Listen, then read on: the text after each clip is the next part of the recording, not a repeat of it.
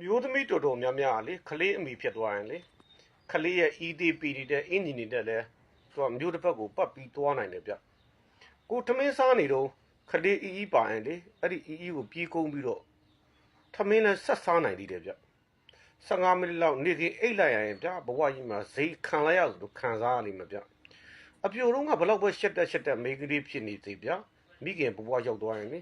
နေရာဘောင်းစုံမှာနှုတ်လန်တိုက်နိုင်တယ်ဗျကလေးရဲ့အီကိုကြည့်ပြီးတော့ဗျာကလေးဘာဖြစ်လဲဆိုတာကိုလေးလာစူးစမ်းတတ်သွားမယ်ဗျကလေးကိုဖြစ်စွတ်စာစကျွေးတာနဲ့တတ်လုံးမသိခဲ့ရတဲ့အစာအုပ်စုတိုးစုကိုဗျာအယိုးဆွဲတဲ့တိသွားလိမ့်မယ်ဗျကလေးကိုဦးထည့်ထားတဲ့လောက်သာအကုန်စားရင်လေထီပေါက်တာတဲ့ကောင်ပျော်သွားလိမ့်မယ်ဗျအပြင်သွားရင်လေ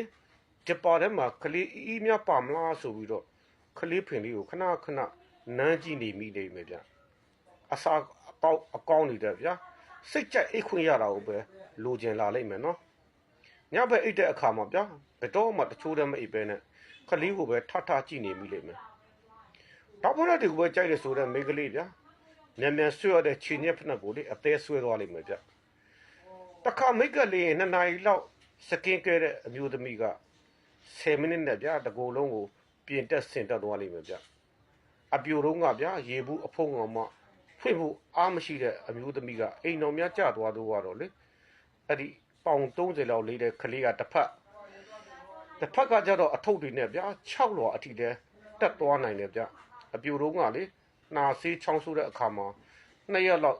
ကွေးနေတဲ့လူကလေကလေးမေဖြစ်သွားရင်အဖျား104လဲကလေးကိုကောင်းကောင်းထိန်းနိုင်သေးတယ်ဗျကိုပုံလေးကြီးပဲပြည့်နေနေတဲ့ဖုံးရဲ့ဂယ်လရီထဲမှာလေရှုတော့ဘိုးစုံမျိုးစုံကလည်းရိုက်ထားတဲ့နေရာမျိုးစုံကလည်းရိုက်ထားတဲ့